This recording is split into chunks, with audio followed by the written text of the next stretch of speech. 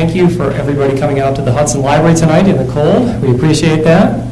My name is Derek. I'm one of the reference librarians here. Just a few announcements before we introduce tonight's speaker. Our program is sponsored graciously by our partnership with the Burton D. Morgan Foundation, so check our website for more programs in the future. One other thing, please silence your cell phone. We don't want that going off tonight, so please do that now. Also in front of you, there's some evaluations. If you feel so inclined, we'd love to hear what you have to say about tonight's program. So now, without further ado, we'll introduce our speaker tonight. Tonight with us, we have Charles Stack, the co-founder and CEO of FlashStarts. And tonight he'll be talking about blockchain technology. Stack graduated from Case Western University Law School, and in 1992 he started Book.com, the first online bookstore that ultimately became Barnes & Noble. In the late 90s, he founded Flashline to address the new opportunity in software components and web services. He also pioneered many of the features we now take for granted in today's internet retailers, and has now become an award-winning angel investor, entrepreneur mentor, community catalyst as well. And in 2013, Charles founded FlashStarts, a startup accelerator and micro venture capital firm in Cleveland, Ohio. So let's give a big welcome to Charles Stack.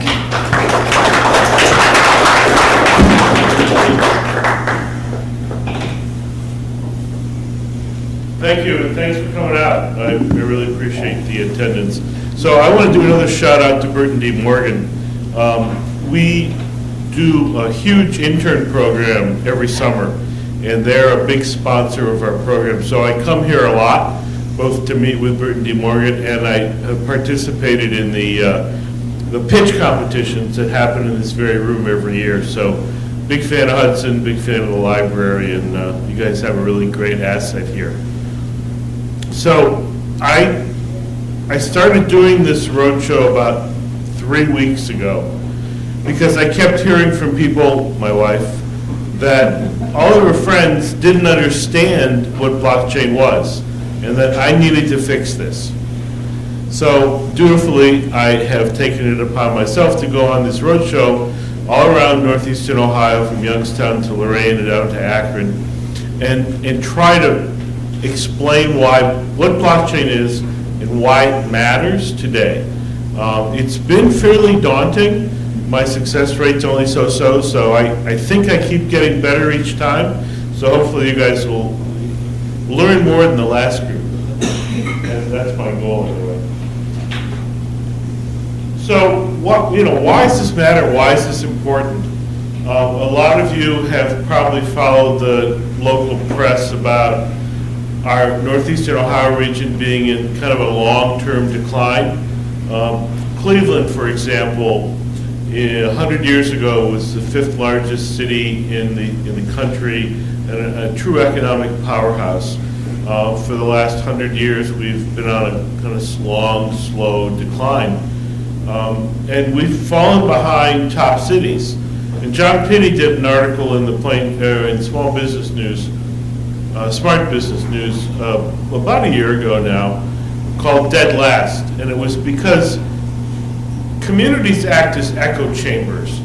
And there are organizations within northeastern Ohio who promote the successes that we've had and they've had. And that's totally understandable. But if you, excuse me, look at northeast Ohio from the outside in, we're not doing that well. Other communities are doing better from an economic development standpoint. And this report that John Pinney had referenced had us dead last in the top 40 cities in the country. And it's not just that we're falling behind San Francisco and Austin and Boston and New York. We're falling behind our peer cities like Cincinnati, Columbus, Pittsburgh, Buffalo, and Detroit in a lot of really core economic measures. And so that's part of the reason I got started working on the Blockland initiative, is because it's a unique, maybe once a generation or at least once a decade, opportunity to really jump on the next wave of technology. I'll talk about that more in a minute. And the last 5 years of my life have been focused on this equation, that startups equal jobs equals economic development. every single study that's been done around economic development and how to revive communities and how to create jobs begins and ends with startups. The research has shown over and over and over again that mature companies over a 15-year cycle both create and eliminate jobs at a roughly zero net gain. True job creation is a result of new company creation. So if we want to reverse the decline in Northeastern Ohio, we need to focus on jobs, and jobs equal startups. And that's really at the core of everything I'm going to talk about. That underpins the motivation why I'm here, and I hope why you're concerned. So I moved recently due east from downtown, and there are no lights where I live now. It's actually 30 miles due north of here. And I get to see the stars a lot, so I've been appreciating the stars. You guys probably have been doing that most of your lives if you're down here, but there's stars are aligned. And this is my astronomical analogy to John Pinney talking about how we're dead last, Bernie Marino talking about blockland and the existence of blockchain itself.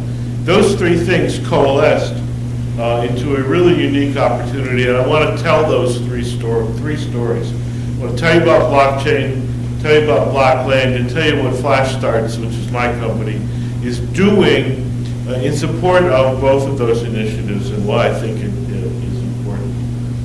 So I'm old enough to have seen the last 4 big waves of innovation. I started out with a personal computer company selling databases to law firms and corporate law departments in the 80s. So I became really familiar with that wave. And at the start of each one of these waves, there's somebody who should know better that says something stupid. So, for example, at the beginning of the personal computer revolution, Bill Gates said, no one will ever need more than 64 bytes of memory. All right.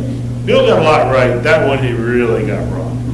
At the beginning of the internet, where I actually, as was mentioned in the introduction, had a minor role to play, we were told explicitly that we weren't allowed to, wait for it, sell things on the internet. We were repeatedly told by the powers that be at this point in time, there were 10 websites in the world. And we went online in '92 and started selling books. And we were told repeatedly, you can't sell things, this is for non-commercial use. We got away with it because we were selling books to universities. So it's for academic educational purposes. Just imagine if we had lost that argument. I don't know what the world would look like today. Probably a lot like America Online did 20 years ago. So the internet was a big wave, huge wealth was created, not here. Then web services in 2000 came around, and things like Facebook and Amazon Web Services became incredible multi-billion-dollar businesses. Northeastern Ohio missed those first 3 waves. We didn't have a Texas Instruments, we didn't have a Microsoft, the internet, we didn't have a Google, we didn't have an Amazon, we didn't have Facebook. But there's an opportunity to get in at the beginning of this blockchain wave and build something that delivers economic value. So now on to the really hard part. What is blockchain? There's this great story of an elephant and 6 blind men. And they're all holding a different part of the elephant. And from their limited perspective, the elephant looks variously like a spear, a fan, a wall, a rope, a tree, or a snake. And that's because that's how they're viewing it. That's their limited perspective. All the new technologies that come along are often interpreted by the perspective of the person evaluating them. So we necessarily see a limited viewpoint of these new technologies because they're not fully clear to us just yet. For example, in the fullness of time, no one, including me, who was there living it, could have foreseen all the ramifications or even 80% of the ramifications of the internet. The same with personal computers, the same with web services. And the same today with blockchain. So I cannot tell you all the things that blockchain will impact. But I do know it's a meaningful technology that will have significant impact, and I hope to show you a glimmer of what some of those things might be. So this is what I call my imagine slide. I'll get to the more technical definitions in a slide or two, but this is if the potential of blockchain plays out as many people expect. This is the kind of impactful change that you will see in your lives. So imagine looking at a package of romaine lettuce in the grocery store, waving your phone over it, and being able to see exactly where that romaine lettuce came from. In the interest of preserving your health, that could be a really significant benefit. Imagine being able to see the exact moment at which your vote for the next president was tabulated. I don't know if that's particularly significant, but I would find it really cool to get a little message on my phone that says your vote was just counted, and watch the little thing on NBC or ABC go blink up. I would find that immensely satisfying. On a much more practical note, imagine being able to send money to anyone, anywhere in the world, instantaneously at very low cost. If you've tried that recently, it's really, really difficult to do. Between anti-money laundering, bank regulations, drug restrictions, it's extraordinarily difficult to transmit money across state, international boundaries. Imagine having control over your own medical records.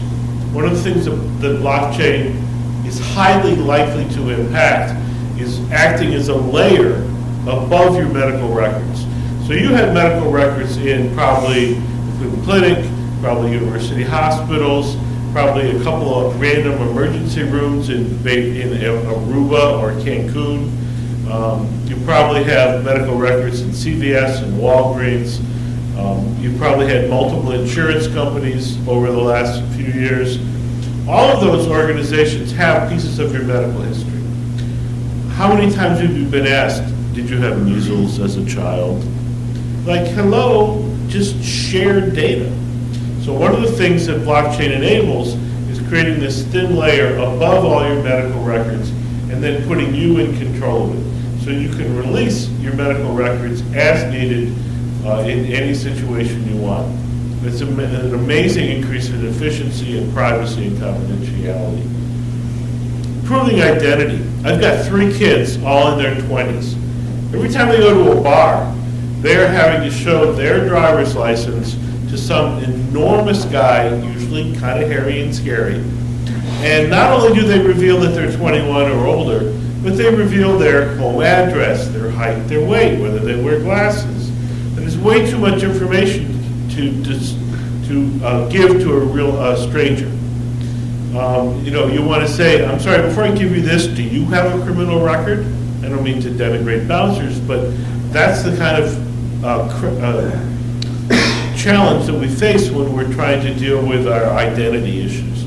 So imagine being able to selectively reveal pieces of your identity as necessary and not more than is needed.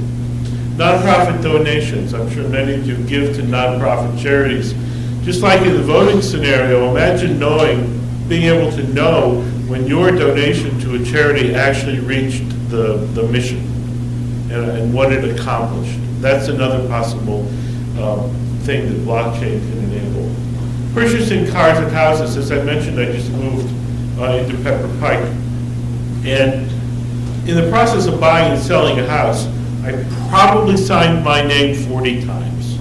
That's no exaggeration. If you bought a house or sold one recently, it's that many signatures. From the time I started signing to the time I finished signing, my hand was tired, but my signature was totally unrecognizable because I could barely move the pen. Imagine being able to execute a complex multi-party series of transactions like buying a car, selling a house, with a single digital signature. That's precisely the kind of thing that blockchain enables. Finally, imagine that the companies that provide these solutions are here in northeastern Ohio. That's the blockland piece. The blockland goal is to enable the companies that deliver solutions on blockchain, bring them here to northeastern Ohio where they will create jobs and economic development. And that's what you can do at the beginning of these technology waves. So that's all backdrop, more or less. Now this is where it gets hard and where you can judge me critically. Don't tell me right after the presentation in public that you don't understand blockchain, but you can come up to me privately and tell me that. I want everybody to pretend that they understand at the end. Otherwise I go home really depressed. But if you don't get it, come up and say something. So I have two parts here, because I was unable to really get the full definition without getting too technical. But at its most basic level, blockchain is a radically new type of database which provides characteristics that were previously exclusive. It can be both secure and transparent, public and private, shared and replicated. No other database or information storage technology has ever been able to provide those polar opposites in characteristics. And that's the magic that's blockchain. It can provide all 6 of those characteristics in one solution. And from the impact statement, it enables a vastly improved method of managing transactions. The internet was to communications as blockchain is to transactions. And so I think I conveyed in my imagined statements, so much of what we do involves a transaction, which is why blockchain will be tremendously impactful, because we all are involved in transactions. I only mentioned a few of them, but there's all kinds of payments as exemplified by the blockchain Bitcoin, which is built on blockchain. Purchases, sales, voting, supply chains, medical records. I mentioned some of these previously. So that's blockchain. That's what it is technically, a database with some unique characteristics. And now I want to go on to blockland, which is just an extraordinary regional event. I can't overemphasize how unusual this is. This is almost 2,000 people now that volunteer to bring blockchain technology to this entire region in a meaningful way that will result in economic development. The goal is to create northeastern Ohio, to bring northeastern Ohio, turn northeastern Ohio into a relevant technology region. And that's what we have not succeeded in doing for the last 100 years, and certainly for not the last 40 years. And this is an opportunity to do that. The key thing about Blockland, it's a grassroots effort that didn't start at the top. This is not a government-driven, this is not a foundation-driven, senior economic developers, anybody a McKinsey analyst.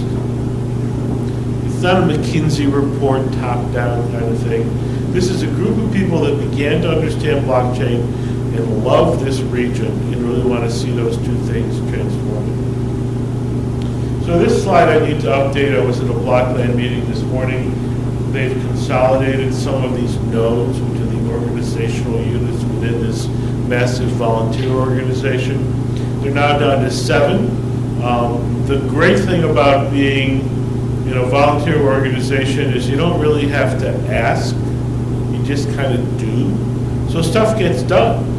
I'll talk about it more in a minute, but we put on a 2,000-person conference, an international conference in 4 months. That's about 8 months faster than anyone's ever done it. I mean, they all plan a year out. But the power of a motivated populace and volunteers who desperately care to do something shouldn't be understated.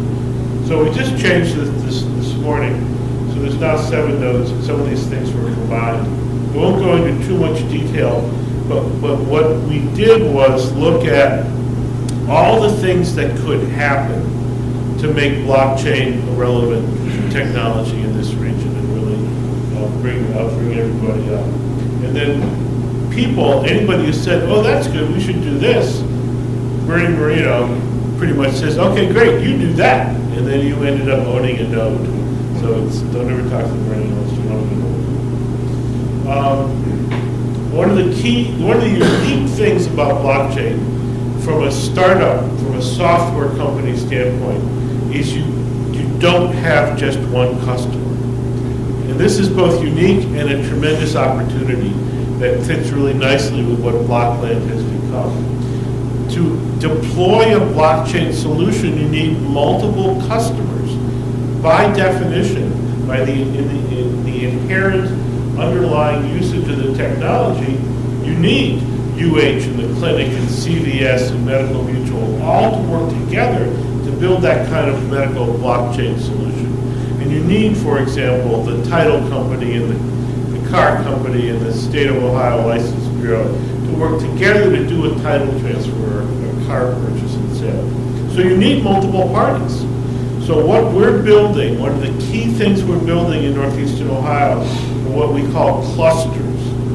So these are clusters of people and organizations that are interested in exploring blockchain solutions within their industry.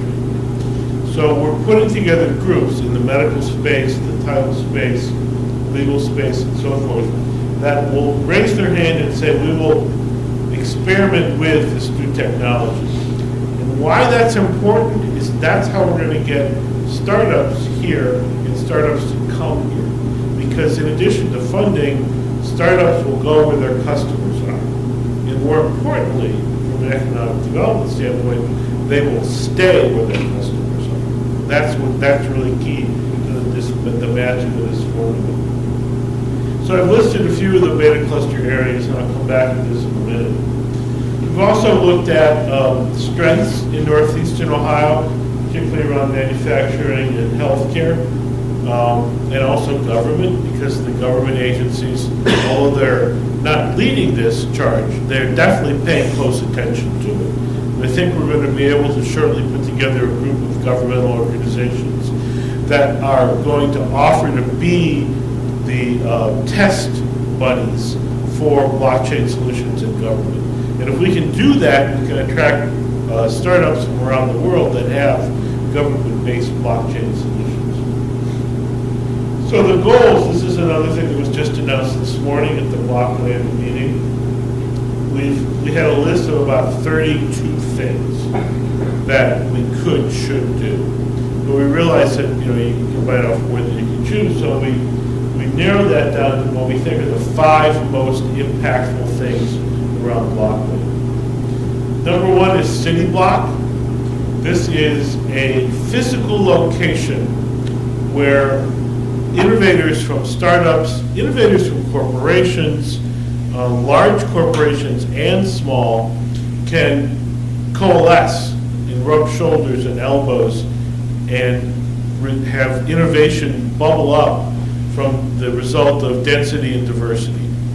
So lots of studies have come up and talked about the benefits of an innovation hub. And it's not, innovation happens not bumper to bumper, but elbow to elbow. So when you can put people in the same space where they have to make coffee together, and make tea together, and eat oatmeal for breakfast, and have a chance to have what I call serendipitous collisions, that's when you start to get magic between, oh, I know this, let's put that together, we now know more, and we can either form a startup, execute a new idea. I see this happen on a daily basis. So City Block is a location that's going to be in downtown Cleveland at a precise location that's yet to be named, but is likely, I can't say, but it'll be named sometime in the next month, I believe. The comment this morning was we're on the 1 yard line about to score. So this is very close to happening. It'll be about a $150 million project, about 350,000 square feet. It'll be one of the largest innovation hubs in the world.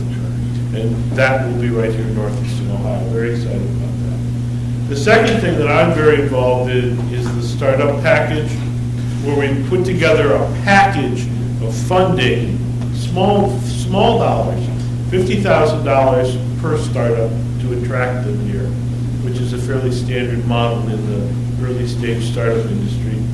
And then most importantly and totally uniquely, access to real customers, plus services, piles of services, legal, accounting, and so forth, and then talent, which is actually the long tail, providing them with developers over time, and I'll touch on that in a minute.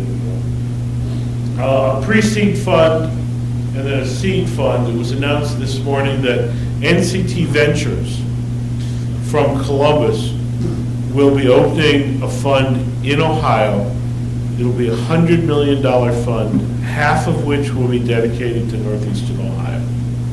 That's pretty cool. We get a new $500,000 seed fund up here. I know the guys in Columbus, they've done a really good job. They've had a 4X return on their past 2 funds. They're a top tier venture firm. I can't be more excited to get them up here. And that's thanks to the Cleveland Foundation. They offered both to help and invest to bring them up here. So we get to check off the seed fund part, and I think that's a huge step forward. Recruit a big technology company. This is as much for PR value as anything else. Pittsburgh has made a great name for itself in attracting Uber and Google and Amazon there to build small offices. We don't have anything like that, but we are in conversations with a large technology company to bring them into City Block because they had dozens of employees say, I'd like to relocate to Cleveland, and this technology firm said we don't have an office there. So they're looking to build an office here. It won't be huge, won't be immensely impactful initially, but it'll be great PR for the community, and I think that's important. Finally, the last initiative is Events and Solutions Conference. There's 3 parts to this. This is one of the small events that I'm doing this roadshow. There are other bigger events that are being held around the community. There'll be 5 more. There was one last week called Being Heard, which was in Cleveland, and it was designed for young professionals to get them energized about the future of the region. And it was very successful. There were about 300 people there. And there's a write-up, I think in Cleveland.com about this event called Being Heard. They're going to have 5 more of those, including one that it's targeted about 1,500 people.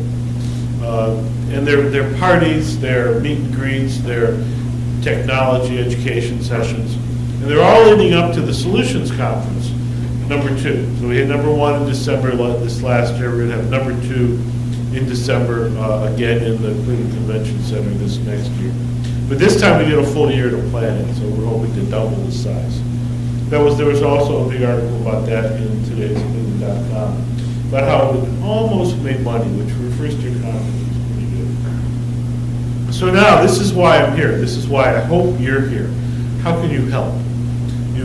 Some of you might have come in for the cookies, but I hope you came in here for the community. I have 6 things you can do right away. You can join the Facebook group, which is where the 2,000 people mostly coalesce and share information. It's a bit of a mess. It's like any large volunteer organization. There's a lot of opinions, not all coherent, not all cohesive, but that's how large volunteer groups work, and I think it's exciting to watch. So just go on Facebook and search for Blockland Cleveland. It will come up pretty quickly. There's also a website, which is not nearly as well developed as the Facebook page, but you can subscribe to a newsletter and get periodic updates on what's happening. You can go get some Bitcoin. One of the things that's important here is that we get educated as a community. My goal, and I should probably put it on here, there was a publication a couple of months ago that listed the top 10 cities in the world for cryptocurrency. And to get on that list, you only needed like 200 businesses that accept Bitcoin. And you only needed like 40 ATMs that dispense cash from a Bitcoin account. We can do that.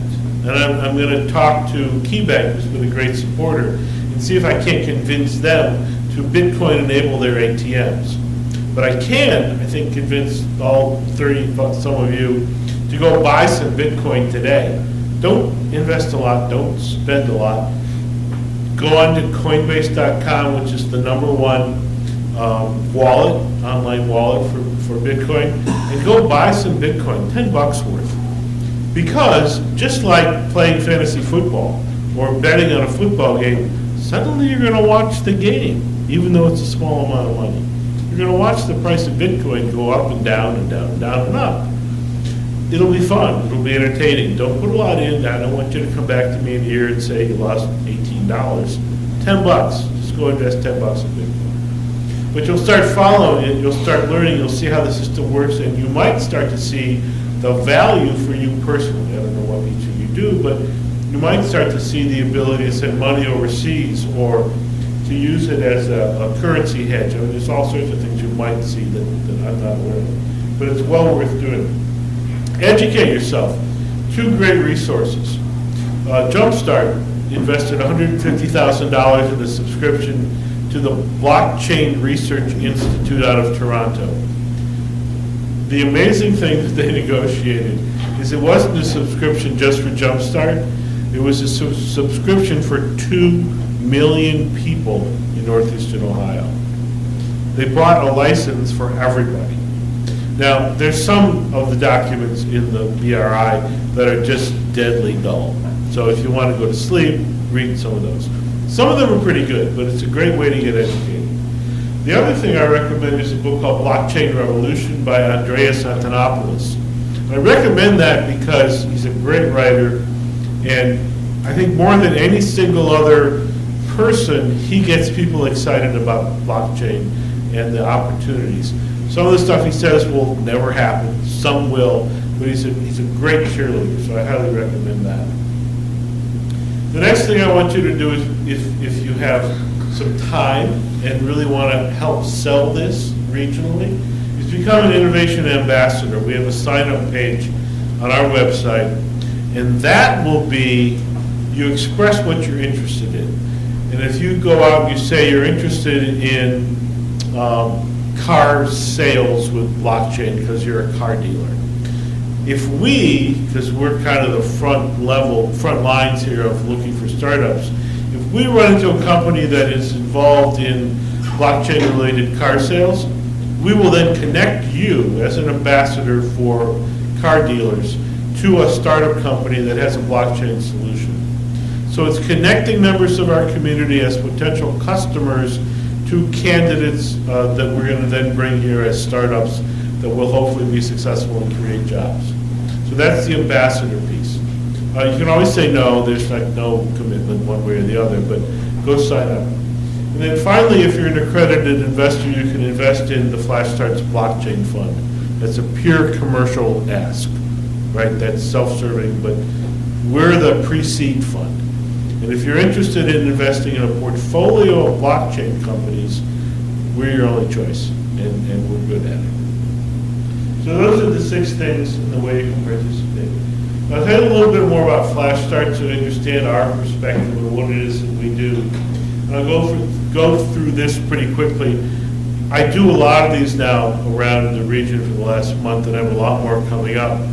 Some of them I have rooms that are full of interns or college students who want to be interns. I did one in Kent State last week that had about 40 kids in it that all want to be interns at Flash Starts. So there's a lot about interns. Sometimes it's all about investors. I have an investor section. Sometimes it's all about startups that want to get an investment from us. So there's lots in here. I'll go through it fairly quickly. We have a labs program where we bring companies in for evaluation. And when I say we bring them in, we literally bring them in. We run a large co-working facility in downtown Cleveland, 35,000 square feet, and we will move it to City Block when it opens. But we bring the labs companies into StartMart, and then we get to see them work on a daily basis. There's no better form of due diligence in evaluating an investment than working with teams next door. It's a great way to know when they show up, whether they yell at each other, how they manage their teams, It's an immensely valuable piece of due diligence, and we're one of the better things we came up with. We recruit startups from all around the world. We had 2 international companies last year. We hope to double that this year. We have a very automated process, so if you know somebody who wants to launch a startup, have them look at our application process. Even if we don't accept them, the process we put them through will help them no matter where they end up. I mentioned our intern program. Again, thanks to Burton D. Morgan, they fund this. We did 35 interns last year. We're trying to double that for this year. There's only 4 of us at Flash Start, so having 50 interns is going to be an immense management challenge, but we're really pretty good at it. And interns or startups are a great match because by definition, the startups are doing something new, and they say, like a normal job application needs 6 years experience, right? Well, that doesn't happen in the startup world because there's nobody who has 6 years of experience in whatever it is you're looking for. So interns are a great assist to our startup community. And we also, it's all paid internships, and there's a bonus program which is unheard of for interns. I mentioned StartMart a couple times. It serves 2 roles for us. We initiated it 4 years ago when our first class graduated from our accelerator program, and they went away with great hopes, and they had to leave because a new class was coming in. And they came back and said, Charlie, where are we going to go? We can't sign a 5-year lease. We don't even know if we're going to be around in 5 years, much less how big we're going to be. So we negotiated with our then landlord to take over the 12th floor of that building. And we then offered them a per person per month so that they could grow or shrink as the needs of the business required. Immensely efficient from a startup standpoint. So that was the initial reason we launched StartMart. The secondary unanticipated benefit was this ability to do pre-investment due diligence. So companies will come in there as startups that we know nothing about, and they'll work hard, and we'll notice them working hard, and they'll be successful, we'll notice them being successful or not. And then we have an opportunity to say, hey, join the labs program where we do more due diligence. So it works on both ends of our program, both recruiting startups into our program and having them graduate from our program into the StartMart space. And as I mentioned, we're going to be moving this to City Block probably next year. The fund is a $6 million fund. It's SEC registered under 506C, which is why I'm allowed to talk about it and actively solicit investments. That's a fairly new development with the SEC. Didn't used to be able to say, hey, invest, but now you can, which is great for us. We accept Bitcoin, eating our own dog food, as well as US dollars. And while it's called a blockchain fund, we will not invest exclusively in blockchain companies. If we see great teams with big disruptive opportunities, we'll invest in those as well. But we really are, because of the customer piece in Blockland, focused pretty aggressively on blockchain companies. I'll tell you a little bit. First, I'm not an accountant. I am a lawyer, but I'm not an accountant. The tax-free benefits of startup investing, if you don't know, are really significant. We'll start with the fact that returns, if you have a portfolio, can be pretty significant. They probably average nationally between 15 and 20%, which is a great return. But even more importantly, or as importantly, the tax benefits from investing in a portfolio are really significant. And they really ramp up the total average return for 2 reasons. One, on the upside, if you hold the startup investment for 5 years, there are no capital gains taxes. And most startups will take 5 years to exit. So that happens more often than not. So no capital gains tax, that's immensely valuable. On the downside, there's an IRS regulation that says investments are deductible against ordinary income as losses. So not only do you get no tax at the top end, you get tax benefits at the bottom end. And if you invest in a portfolio of startups, you're going to have 7 out of the 10 companies will be losses. So those are tax deductible. And then hopefully a couple will be winners and those are tax free. So that combination really adds to the potential return on investment will. I'm not an accountant to talk to your accountant about whether this and how to invest. Our investment thesis is pretty simple.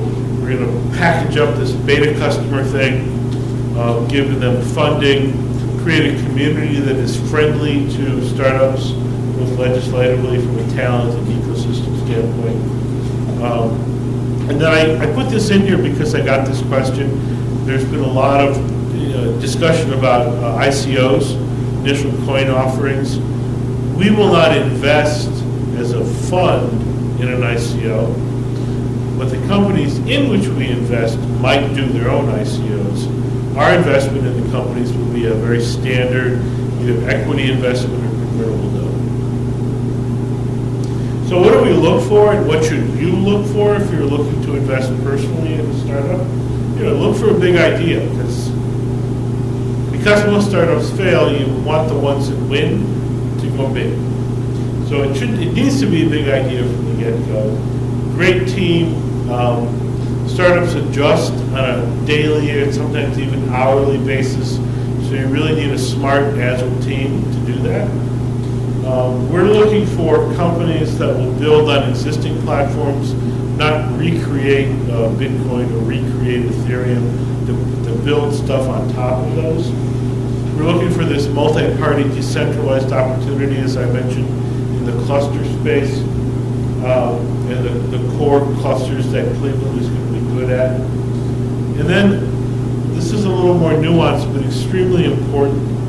One of the hard things about blockchain solutions is also the advantage, which is they need multiple customers. But that makes it hard to deploy. So one of the things we're testing, the companies that come to us when we evaluate them, we're trying to figure out if they have viable beachhead strategies. So yes, you have an interesting product. Yes, it's a big market. But how are you going to get there from here?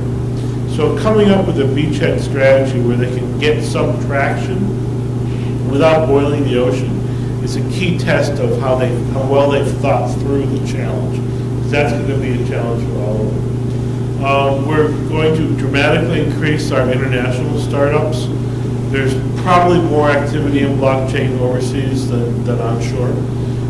We've done a lot of work on navigating the increasingly complex American immigration policy. I can't say we're great at it. We're better than most, and I think that will provide us with the ability to attract and retain international companies. And then we're going to leverage the consortia that is Blockland in order to provide additional value. And also look for cross-portfolio synergies. Because we're going to have a portfolio of potentially dozens of companies, looking for companies that have synergies between each other is yet another value proposition we're going to look at. We've had some success in our past few years. I was just at the North Coast Angel Fund meeting, their annual meeting, which was last week, and I'm a member there, so I got to go. And one of the really interesting things, they've done 50-some investments over the last 8 years of their existence. And they listed a big graph of the top 6 companies out of the 50. Of those 6, 4 of them came from us. So what we're doing, and we had a bunch of failures too, but the companies that we've had successes have gone on to greater success and had investments from North Coast Angel Fund, Jumpstart, and other follow-on companies. So we're really having success building that pipeline from way upstream pre-seed investment to seed investment and then to Series A investment. So these are some of the prior fund highlights. So I'd like to thank you. You guys have been really attentive. Here are the reference items for both Blockland on Facebook, Blockland on the web. Flash starts at my email address. And now, at the risk of telling you I didn't explain blockchain, I'm open for questions. And you can tell me if you didn't get it.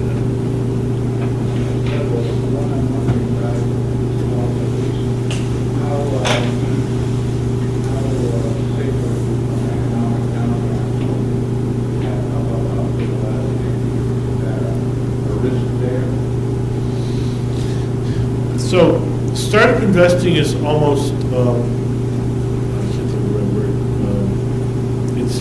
not correlated to stock market investing. It's negatively correlated to the stock market for a couple of reasons.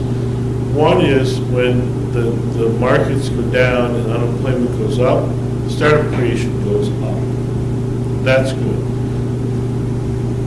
The IPO stuff goes down, but that's way out in the distance for startups, so there's no direct correlation.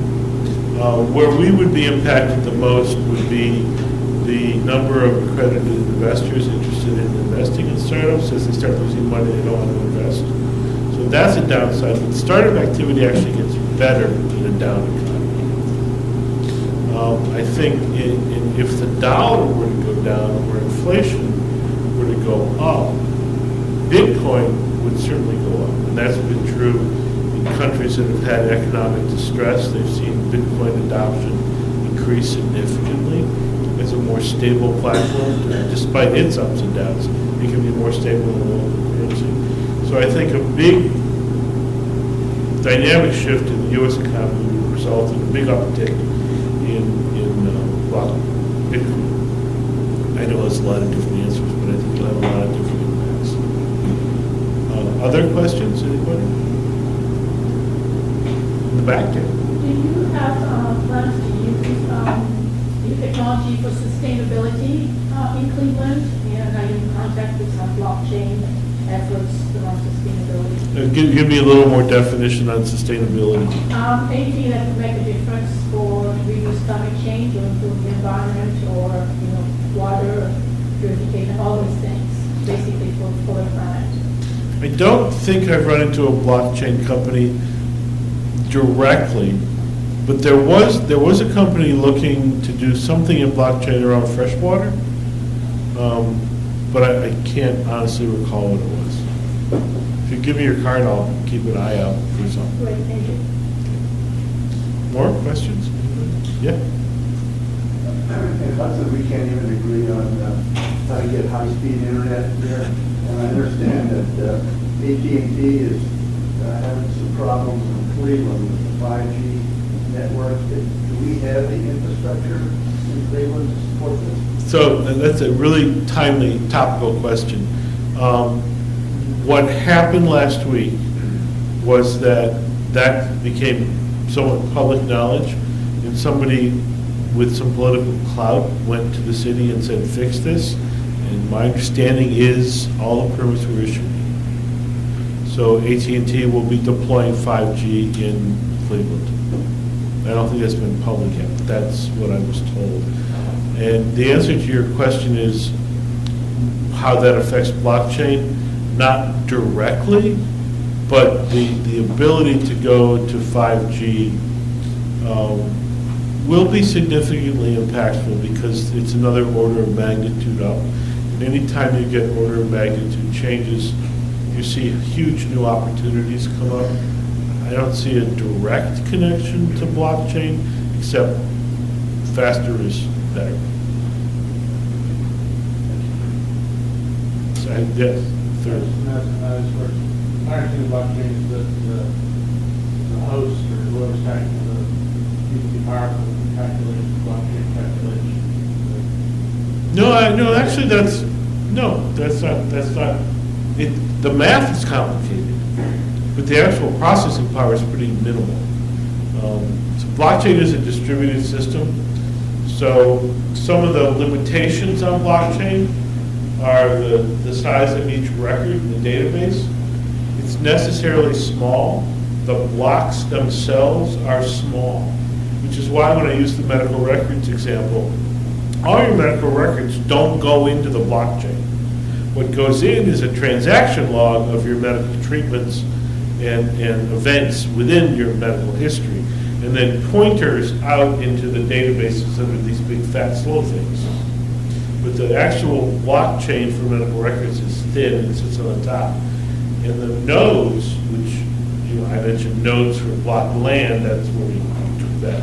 The blockchain nodes are full copies of every database. So it's actually fairly fast because you have multiple copies of the whole database, potentially living on thousands of computers, which is why it's secure and redundant. So you don't have to worry about one database blowing up. My wife, who I mentioned earlier, had a great analogy for this. Imagine a bank with a big vault and safe deposit boxes all around the walls. In the current model, all your credit cards for like Amazon or Target are all paddled up on the floor, sitting there. And if somebody breaks into that vault, they get 500,000 credit cards. And that's happened repeatedly over and over again. With a blockchain solution, every single card is in its own safe deposit box with its own security and encryption. So while it is theoretically possible to break into a block, they're just going to get one little transaction. So the security level goes up many, many orders of magnitude. And that's a good way to explain why it's more secure. Yeah, go ahead, follow. The question I had was whether, like, people are talking about the ledger using copies of that point. So the question is each of these hard companies going to supply the capability, or is there, Okay, you so talk about a layer of, you don't want people building it from scratch, you want a layer. Right, so that there's- you use to build on top of. There- Where's that there- layer? Where's that coming from? there are kind of two platforms today. There's kind of the Bitcoin platform, which is for cryptocurrency, which is a cryptocurrency, and then using the same technology but a very different type of use case is what's called Ethereum, and that's the platform on which a lot of these smart contracts and solutions are going to be built. So what I was suggesting was we're probably going to be less likely to invest in a new form of Ethereum as we are to invest in a company that's building something on Ethereum. The other limitation for blockchain generally is, in addition to the size of the actual records, which is fairly small, the transaction speed is still fairly low. So if I look at the way Visa does credit card transactions, the current Ethereum transaction processing speed is a fraction of what Visa can do. But that problem is going to be solved. So it will end up with a transaction speed that's on par with something like what Visa does, but with much higher levels of security and encryption.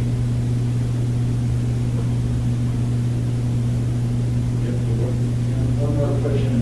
When you hear the word startup, the elephant in the room is, we always think of young people, but your audience here obviously doesn't fit that mold. Is there any place for seniors or retirees in involvement in that, or other than maybe investing? Well, I mean, I'm old, and I do startups all the time, so I always had trouble with that one. Like, if you have an idea and you have energy, you could do a startup. I mean, just come up with an idea and put a team together and go for it. I wouldn't test. So we're age agnostic, but clearly there is a tilt toward 20-somethings around technology. And I saw this, and I mentioned I have 3 kids, 22, 25, and 29. The difference between the 3 of them, the 22-year-old grew up never not knowing the internet. And her relationship with technology, I think, as a result of that, is very different than the other 2. I mean, her whole world is her phone. And I see that with her peers, too. It's not just my daughter being unique. But having grown up with technology at your core, you have an appreciation for both the ramifications, the upside, the downside, and maybe a better sense of what the potentiality is than someone like you or me that, grew up with earlier technologies, I guess. So that may be why it skews young. I'm not entirely sure, but if you have an idea, you should do something. I don't have an idea. You can be an ambassador and tell all your friends. That would work. That's a good senior job.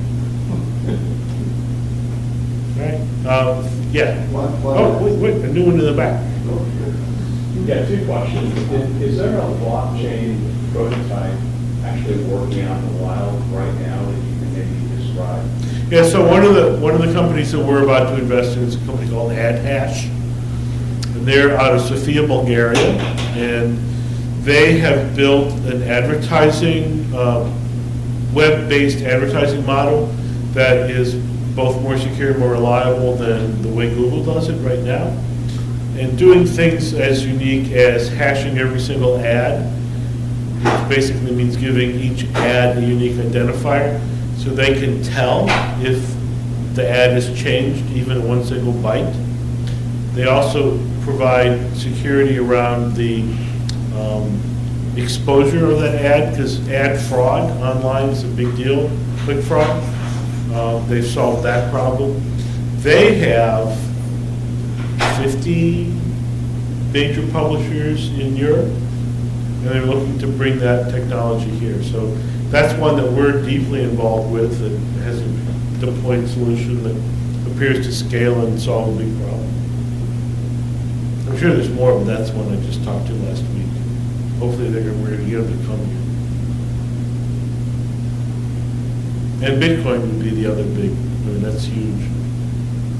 Sometimes you get some emails from recruiters or people saying, hey, I want to add you to my blockchain, whatever, and it doesn't feel too safe. So is there, I mean, can somebody start a blockchain and invite someone, and then what are the risks, the downside, or? Well, there was all sorts of scammy stuff that happened last year on internet initial coin offerings. I mean, there was a ton of, something like 80% of the ICOs failed, and half of those were fraudulent. And it was unregulated by the SEC, which that's all stopped now. And I think you'll start to see more initial coin offerings happen again this year, now that the SEC's wrapped their arms around it in a good way. So, you know, if somebody says, I want to sell you some from Bitcoin, that would be pretty suspicious. It's just, it's currently not something that the SEC is allowing, our internet initial coin offering, so I would not do that now until they actually go through the SEC process. Yeah, there's any new technology, there's a lot of fraud. Although I think we got through that, and it's kind of past now. Okay. One more. In terms of the blockchain database concept itself, is there the risk of the VCR data tape fiasco that went on back in the 70s, 80s, whatever? We can get two different things.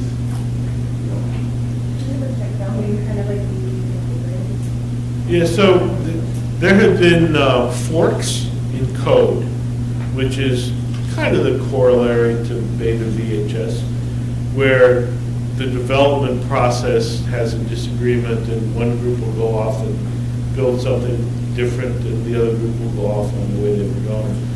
It's not unlike religious schisms of 500 years ago. But there are not currently two competing formats. I don't think there's much risk of making the wrong bet like there was with beta and VHS. It's a pretty well-aligned ecosystem right now. Okay, again, thank you all for coming. I think we'll probably do this again because we had such a good crowd here. The crowds have been great at this event. So we were going to do February and March. We're now going to do April and May. So we're going to do a lot more of this. So we'll probably have to go back here. Tell your friends you had a great time.